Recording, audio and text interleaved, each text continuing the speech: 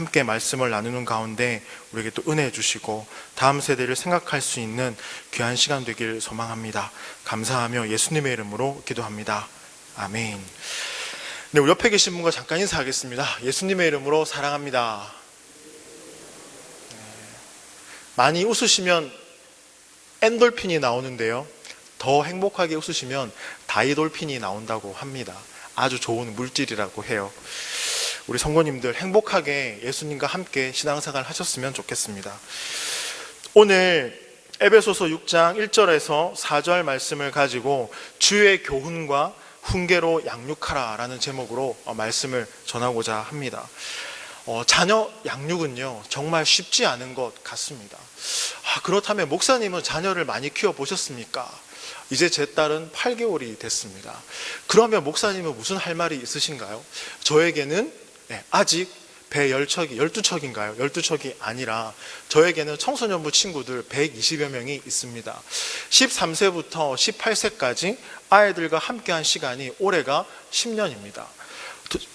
청소년부 사역을 돌아보니까 10년 동안 아이들과 함께했던 그런 사역들이 였었고요. 지금도 계속 하고 있지만 오늘 특별히 말씀을 준비하면서 제 마음속에 정직하게 이런 고백이 있었습니다. 나는 내가 말한 대로 행동하고 있는가? 그리고 말씀을 통해 깨닫게 된 정답들을 우리 중등부, 고등부 친구들 앞에서 살아가고 있는가? 참 어려운 부분입니다. 그런 의미에서 오늘 설교는 조금 피하고 싶었던 부분이기도 합니다. 어느 날 한 어머니께서 저희 청소년부 어머니께서 저에게 이런 말을 하셨거든요. 아내가 이제 출산을 얼마 안 놔두고 있었을 때 목사님은 그래도 아이들을 잘 만나고 이해하시고 또 듣고 그러기 때문에 태어나는 아이를 잘 키울 것 같습니다. 이해하고 많이 사랑해주고 이렇게 얘기하셨거든요. 그런데 사실 우리 청소년부 아이들에게 물어보면 제가 어떤지 잘 아실 수 있을 겁니다. 우리 청소년 친구들한테는 제가 객관적이게 됩니다. 객관화가 되거든요. 왜냐하면 내 자녀가 아니기 때문입니다. 내 자녀에게는 객관화가 되지 않는 것 같습니다. 저는 그것을 지금 좀 경험하고 있는데요. 어디를 가도 제 아이 8개월 된 이 또래 아이들을 보면 제 딸보다 이쁜 아이나 귀여운 아이를 본 적이 없는 것 같습니다. 그래서 그렇게 아내에게 얘기를 하면 아내가 저에게 이렇게 얘기를 합니다. 목사님 딸이니까 그렇지, 다 그렇게 생각해요 라고 얘기를 하더라고요. 그런데 여기 모인 저와 여러분 모두 정말 좋은 부모가 되고자 하는 그런 결심들 다 하지 않으셨습니까? 좋은 아빠가 되어야겠다, 좋은 엄마가 되어야겠다, 이렇게 다짐하고 결심하지 않는 부모가 어디에 있겠습니까? 저 역시 아이들에게 있어서, 청소년부 아이들에게 있어서 영적인 아비로 이 청소년 친구들이 하나님을 경험하고 하나님의 말씀을 통하여서 하나님이 살아계신다는 것을 알게 해주고 이 아이들에게 그런 하나님과의 만남이 있기를 소원하면서 아이들을 만나지만 참 어렵고 쉽지 않습니다. 그러나 하나님의 때에 하나님께서 이 아이들을 만나주시고 함께 하실 것을 굳게 믿습니다. 그렇다면 왜 이렇게 자녀들을 양육하는 것이 믿음 안에서 어려울까요?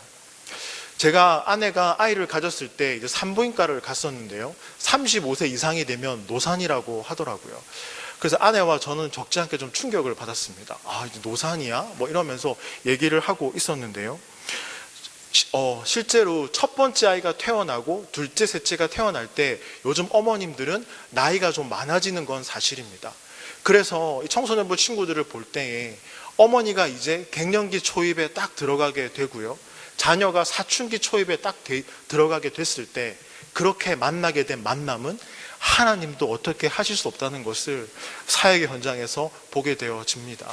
갱년기에 딱 들어가신 어머님의 꺾이지 않는 고집과 사춘기에 들어선 아이의 반항어린 모습이 만나면 상상을 한번 해보십시오. 어떻게 할 수 없거든요. 그렇게 자녀를 양육함에 있어서 힘들고 서로 어려운 가운데 있지만 하나님이 우리에게 주신 최고의 가치는 예수 그리스도를 만나게 해 주신 것입니다. 그러면 그 다음으로의 최고의 가치가 있다면 무엇일까요? 바로 자녀 양육입니다. 자녀를 우리에게 주셨고 그 자녀를 하나님 안에서 말씀으로 귀하게 기를 수 있는 것.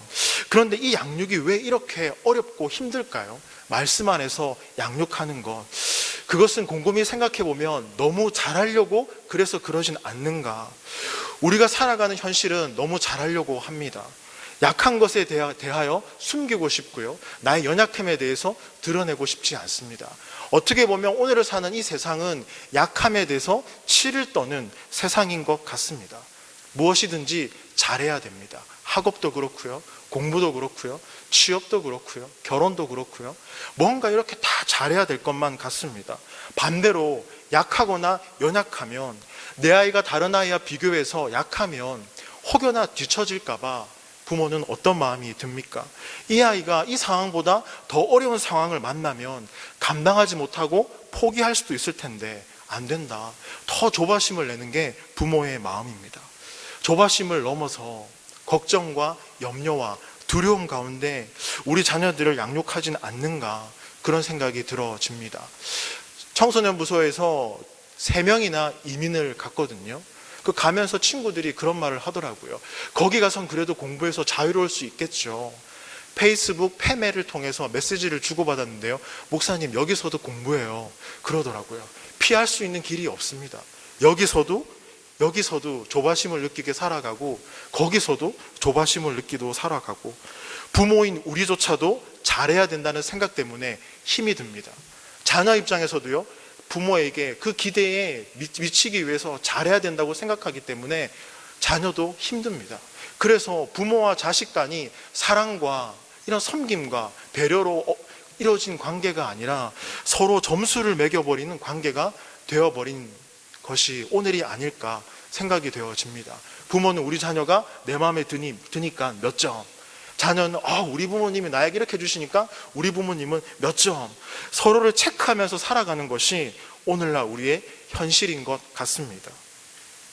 그러나 오늘 이 자리에 계신 온누리교회 성도님들은 예수 그리스도를 구주로 시인하는 그 이상 전부 다 자녀를 우리의 욕심과 보상 심리로 양육하지 않으셨을 거리라 믿습니다. 아멘? 한 분 아멘 하셨는데 맞습니다. 우리는 여전히 우리 자녀의 미래를 두고 걱정합니다. 여전히 우리가 살아가는 이 현실이 암담하기 때문에 힘듭니다. 그럼에도 불구하고 우리는 현실이 주는 이 어려움과 이 두려움 앞에 무너지는 것이 아니라 믿음으로 맞서 싸워야 될 줄 믿습니다. 저는 성경을 보다가 특별히 구약의 이스라엘 백성들의 모습을 한번 보십시오. 그 이집트에서 400년 동안 종살이하는 가운데 모세를 통해 하나님께서 구원해 주시고 출애굽을 통해서 광야에 가게 되어집니다. 그 광야에서 조금 불편하고 어렵고 힘드니까 원망하고 하나님을 반역하고 불평합니다. 저는 이해가 되어지지 않았거든요. 하나님이 이렇게 살려주시고 인도해 주셨는데 오히려 감사해야 되지, 왜 이렇게 조그만 그 불편함과 조그만 불안한 그런 것 채워주지 않는다는 그 이유로 하나님을 원망할까 이해가 되지 않았습니다. 그러나 청소년 아이들을 볼 때마다 느껴지는 것은 그렇구나, 내가 목마르고 힘든 거 불편한 건 괜찮은데 그 광야에서 자녀들도 힘들고 어려우니까 이스라엘 백성들이 그렇게 하나님께 화를 낼 수도 있었겠구나, 그렇게 불평할 수도 있었겠구나, 그런 생각이 문득 제 안에 들었습니다. 이처럼 부모로 살아가는 것은 굉장히 힘든데요, 특별히 예수 믿는 부모로 살아가는 것은 더 힘든 것 같습니다. 교회 학교를 담당하는 교육자로 다음 세대를 생각하면서 그렇다면 어떻게 우리 자녀를 키워야 될까, 정말 기도가 되는 기도의 제목이기도 합니다. 오늘 여기에 계신 분들은 자녀를 이미 다 키워서 출가시킨 분도 계실 거고요, 부모가 아닌 분도 계실 거고, 부모여서 자녀를 양육하는 중에 있는 분도 계실 것입니다. 다음 세대를 한 번 더 생각해보고 다음 세대를 위해 어떻게 기도해야 되는가, 그것을 좀 들어주신다 생각하시고 오늘 설교를 들어주셨으면 좋겠습니다. 우리는요, 내가 얼마나 연약한지, 얼마나 무능력하고 부족한지, 얼마나 살아갈 이런 힘이 주님이 없으면 없는지 우리가 부모일 때 깨닫게 되는 것 같습니다. 믿음으로 자녀를 키운다는 것 정말 쉽지 않거든요. 중학교 3학년 친구 중에 한 명이 예배가 끝나고요, 저에게 와서 목사님 셀카를 한번 찍을 수 있을까요? 이러더라고요.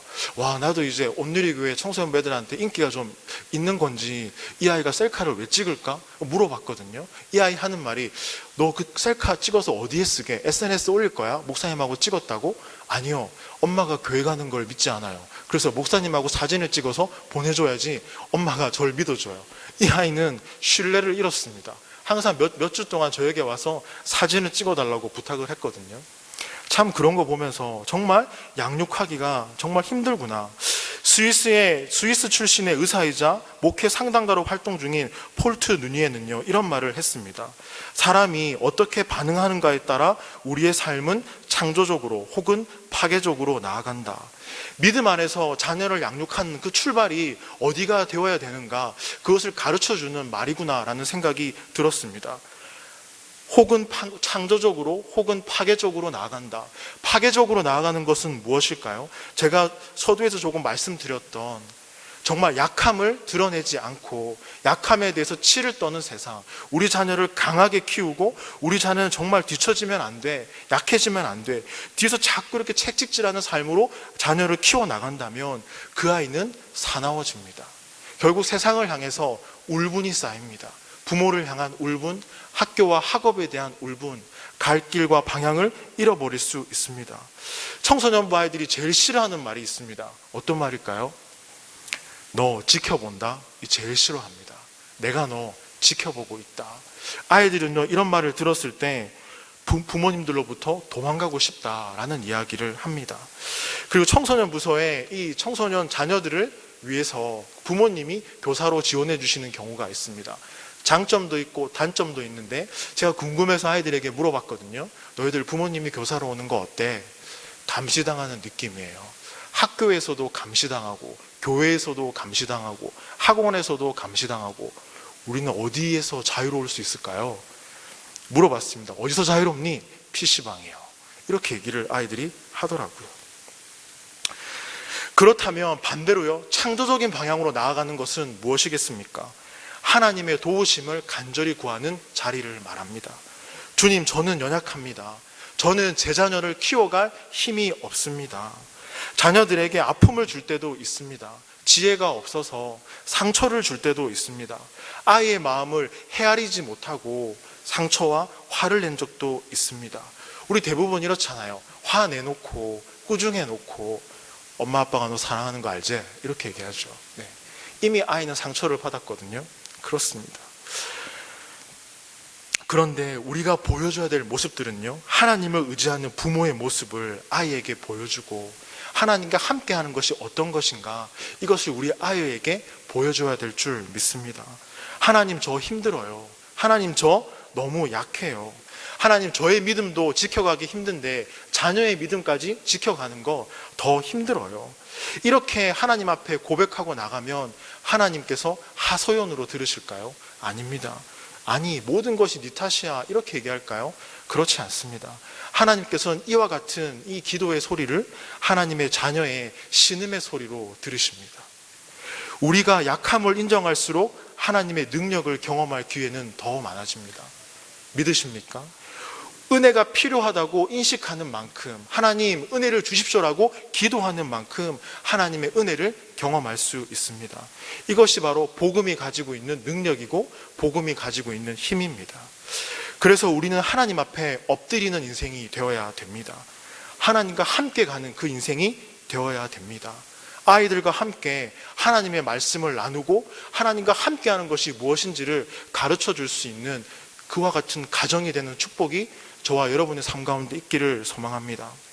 세계 50여 개 나라에 한 해에 150개 장소를 이렇게 다니시면서 복음을 전하는 토미 테니 목사님은요, 이런 말을 하셨습니다. 하나님은 당신의 힘에 끌리지 않으신다는 것을 명심하십시오. 오히려 하나님은 당신의 연약함에 더욱 끌리십니다. 당신의 부족함을 주목해 주십니다. 그렇다면 하나님은 이렇게 부족한 우리에게 자녀 양육을 왜 맡기셨을까요? 하나님께서 우리에게 이렇게 자녀 양육을 맡기신 이유가 있다면요, 능력도 같이 주셨기 때문일까요? 아닙니다. 하나님이 우리에게 자녀 양육을 맡기신 이유는요, 하나님의 은혜를 경험하고 그리해서 하나님께 영광을 돌리는 삶이 무엇인지를 자녀를 통해 맛보기 위해서 우리에게 자녀를 맡기셨습니다. 그리고 그 하나님께 영광을 돌리고 그 은혜를 알아가는 그와 같은 삶을 우리 자녀에게 줄 수 있도록 믿음의 본이 되어야 될 줄 믿습니다. 하나님은 결코 공급함 없이 자녀를 우리에게 맡겨주지 않으십니다. 고린도후서 12장 9절 말씀 제가 읽어드리겠습니다. 나에게 이르시기를 내 은혜가 내게 족하도다. 이는 내 능력이 약한 데서 온전하여 짐이라 하신지라. 그러므로 도리어 크게 기뻐함으로 나의 여러 약한 것들에 대하여 자랑하리니 이는 그리스도의 능력이 내게 머물게 하려 함이라. 여기서 머물다라는 단어는 쉐키나라는 단어입니다. 거주하다, 그리스도의 임재를 말합니다. 하나님의 그 함께심이 우리 가운데 내 위에 머물러 있다. 그분이 함께하기 때문에 나는 하나님의 능력으로 무엇인지 헤쳐나갈 수 있다라는 말입니다. 그러나 정확한 의미는 연약한 내 가운데에 하나님이 항상 머물러 계시기 때문에 그 하나님이 나를 붙들고 있다. 그래서 나는 하나님을 평생에 의지하며 나아갈 수 있다라는 것이 이 쉐키나라는 단어입니다. 그래서 우리는 날마다 하나님을 의지할 수 있습니다. 이것이 바로 쉐키나입니다. 하나님께서 우리를 부모로 부르셨을 때요, 육적인 부모, 그걸 넘어서 영적인 부모로 우리를 부르셨다는 것을 우리가 깨닫게 될 때 하나님의 은혜가 더 필요하고 하나님의 은혜를 더 구해야 된다는 것을 우리는 더 알게 되어집니다. 은혜를 받는 것은요, 은혜를 구하는 것은 애쓰는 것으로 되지 않습니다. 하나님 도와주십시오. 내 자녀를 말씀 안에서 바르게 키워나갈 수 있도록 하나님 도와주십시오. 나의 주장과 가치관으로 이 아이를 양육하는 게 아니라 하나님께 항복하고 하나님의 말씀을 따라 이 아이를 양육하길 소원합니다. 하나님 일관성 있게 하나님의 말씀을 가지고 이 아이를 양육하길 소원합니다. 그렇게 고백할 때 하나님은 역사하십니다.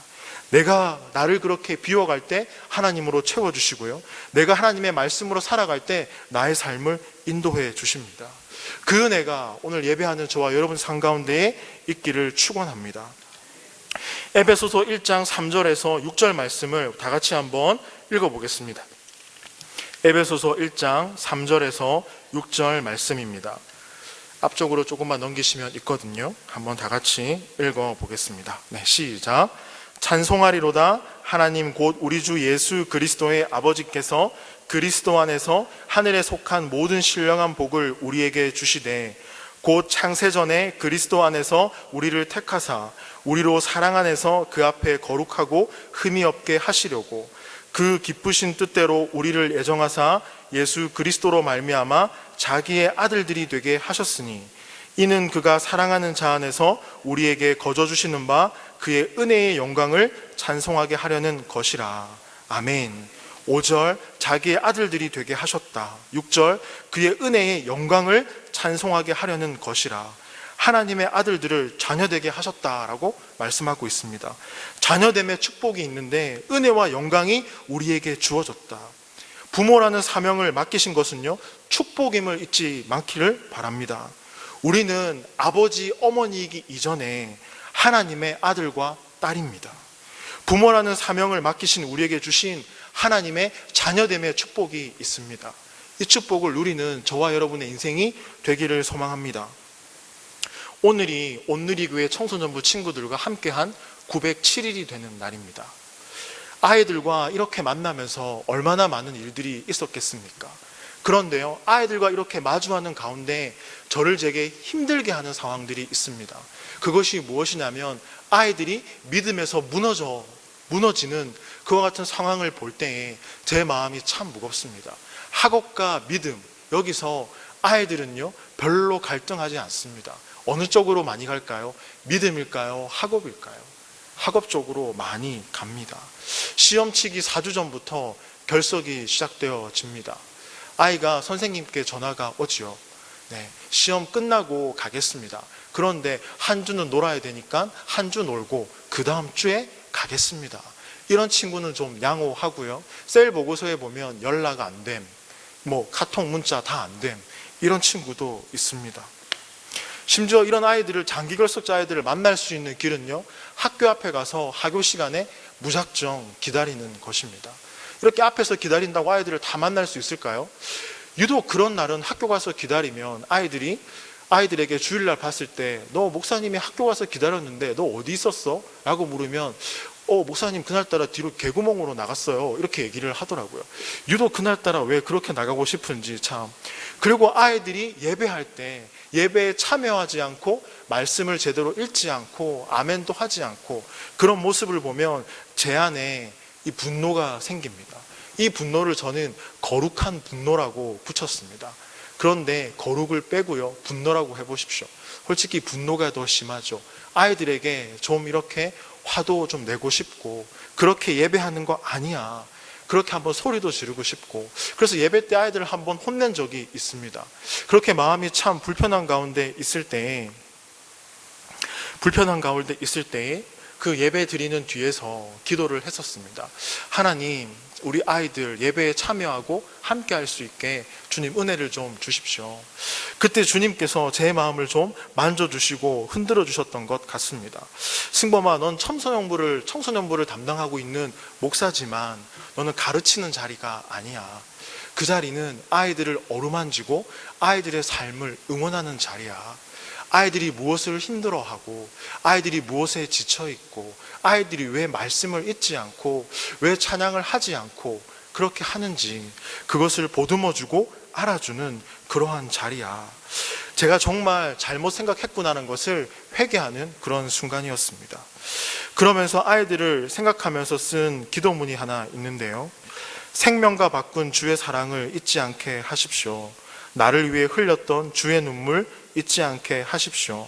주의 긍휼과 주의 선하심, 우리 선생님들과 학부모님들과 함께 묵상하겠습니다. 내 영혼 위에 베푸신 주의 은혜 잊지 않겠습니다. 그 사랑 때문에, 그 눈물 때문에 주 앞에서 예배합니다. 우리 청소년부 선생님을 비롯해서 우리 교육국에 있는 120명의 선생님 모두가 그 사랑과 그 예배 때문에 아이들을 품고 섬기고 함께하고 있습니다. 이것을 위해서 기도해 주시는 우리 온누리교회 성도님들 되기를 소망합니다. 그리고 학부모님들이 되어주길 소망합니다. 그렇다면 담당 사역자와 교사에게 있어서 상은 무엇이겠습니까? 칭찬도 아닙니다. 우리 사역하는 선생님들에게 상은요, 바로 제자입니다. 꼴통짓 하다가 이제 예배의 자리에 잘 나오는 친구들, 힘들지만 헌신의 자리를 지켜나가는 친구들, 별로 친하지 않았는데 어느새 동력자가 돼 있는 친구들, 때로는 교사들보다 더 어른스럽게 교사 선생님을 찾아와서 위로해주는 친구들, 그런 제자들이 최고의 상이거든요. 아이들이 이렇게 될 수 있도록 교회 학교 힘만으로는 부족합니다. 우리 학부모님들과 성도님 모두가 다음 세대를 위해서 기도해 줘야 됩니다. 꼭 잊지 마시고 기도해 주시길 소망합니다. 오늘 이렇게 오전 설교를 마치고요, 오후가 되었을 때 한 고등부 친구를 신방했는데요, 저는 오늘 세상에서 가장 맛있는 커피를 마셨습니다. 그것은요, 사랑하는 제자가 사주는 커피였습니다. 그 커피 때문에, 그 사랑 때문에 비는 오지만 몸도 마음도 따뜻한 오후의 시간이 되었습니다. 우리 아이들이 이렇게 믿음을 잘 지켜갈 수 있고 함께 할 수 있도록 우리 학부모님들이 반드시 그 믿음을 챙겨나가야 될 줄 믿습니다. 그렇게 주님의 은혜를 구하는 저와 여러분의 인생이 되길 소망합니다. 우리 에베소서 1장 7절 말씀 다 같이 한번 읽어보겠습니다. 시작. 우리는 그리스도 안에서 그의 은혜의 풍성함을 따라 그의 피로 말미암아 속량 곧 제사함을 받았느니라. 하나님께서 거저주시는 그 풍성한 은혜가 있음을 우리에게 말씀해 줍니다. 이 은혜를 구하고 이 은혜로 인하여서 우리의 가정이, 우리의 이 교회 학교가, 우리의 믿음과 신앙이 회복되길 소망합니다. 하나님이 우리를 부모로 부르신 이유는요, 에베소서 1장 12절 말씀 우리 다 같이 한번 읽어보겠습니다. 시작. 이는 우리가 그리스도 안에서 전부터 바라던 그의 영광의 찬송이 되게 하려 하심이라. 자녀들 앞에서 하나님 아버지의 은혜와 영광이 찬송이 될 수 있게 우리를 부모로 불러주셨습니다.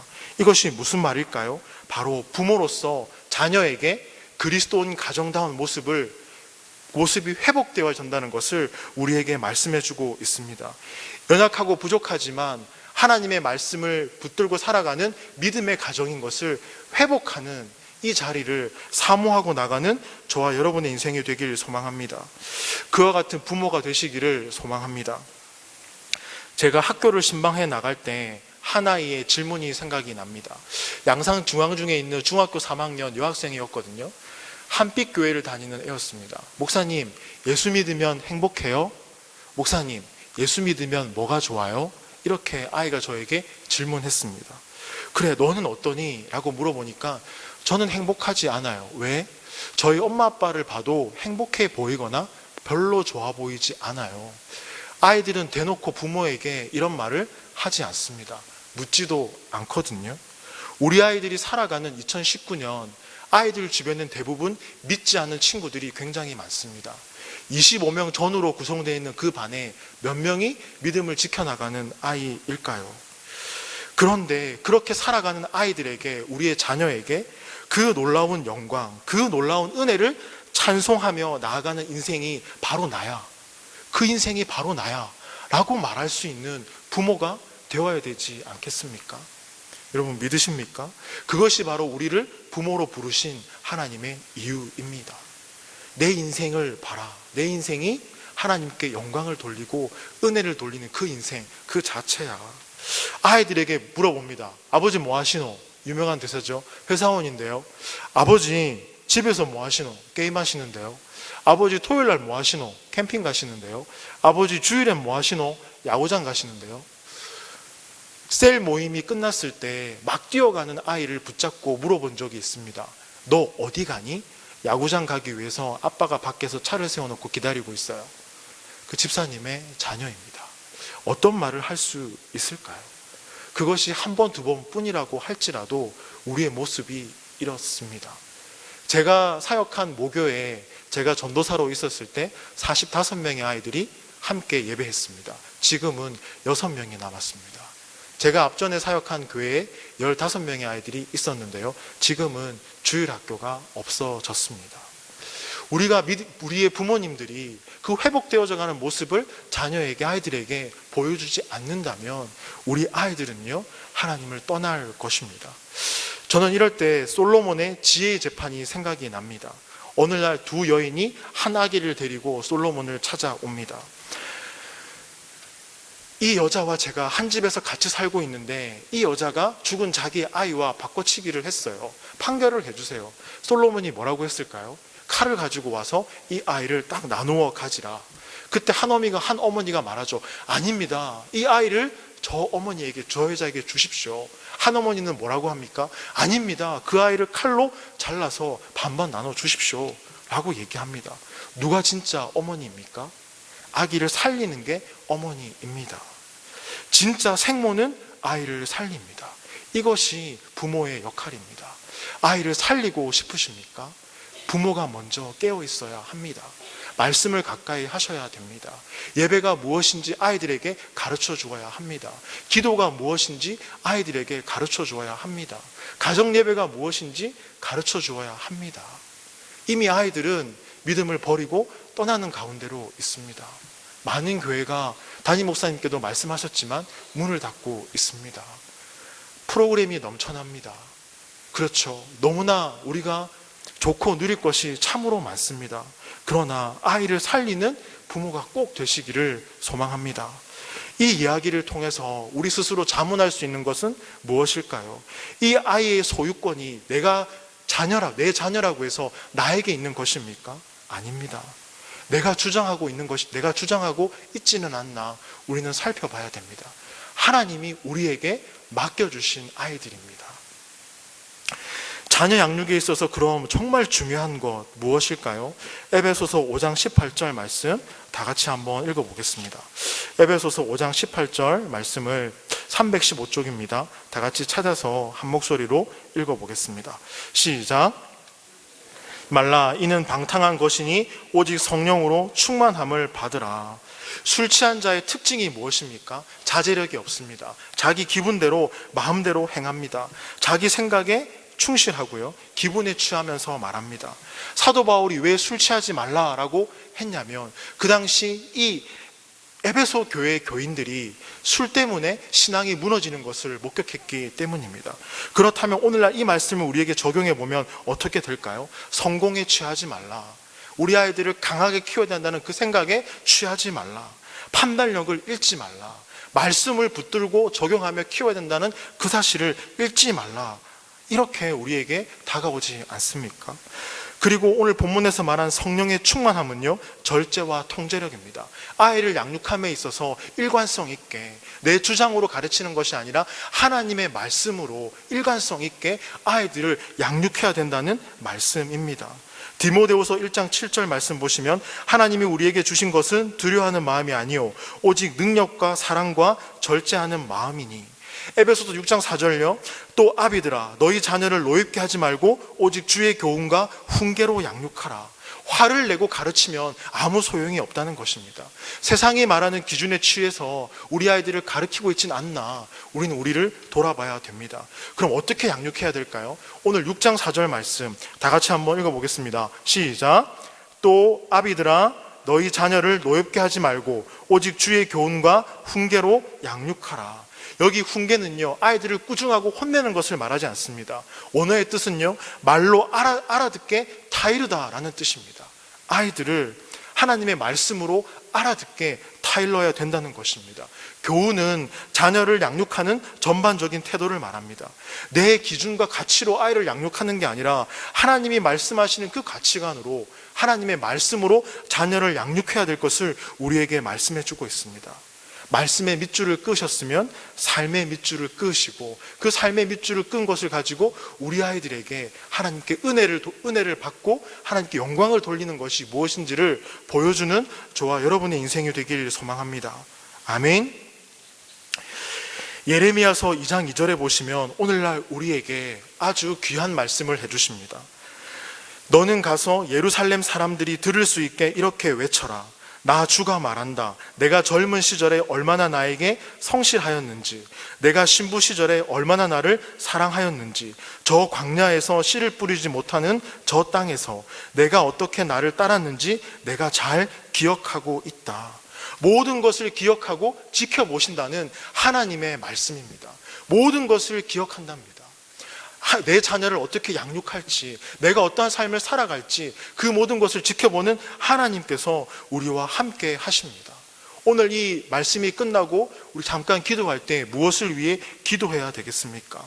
자녀를 위해 기도해야 되지만요, 자녀를 위해 기도하기 이전에 또 하나의 자녀인 우리들을 위해서 기도해야 될 줄 믿습니다. 부모인 우리에게 자녀를 맡겨주셨기 때문에 그 자녀를 하나님의 말씀으로 양육하겠습니다.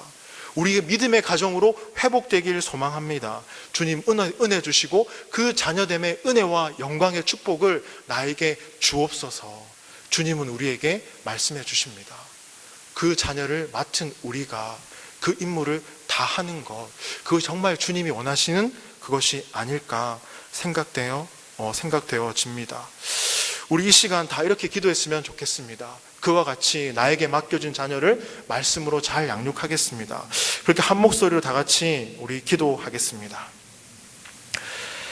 하나님 감사합니다. 오늘 들은 말씀 기억하면서 우리에게 맡겨주신 자녀들 말씀 안에서 잘 양육해 나가겠습니다. 그 자녀됨의 축복을 주신 것 잘 기억하겠습니다. 주님 함께 해주시고 인도하여 주시옵소서. 주님 감사합니다. 예수님의 이름으로 기도합니다. 아멘. 우리 말씀 기억하시면서 찬송가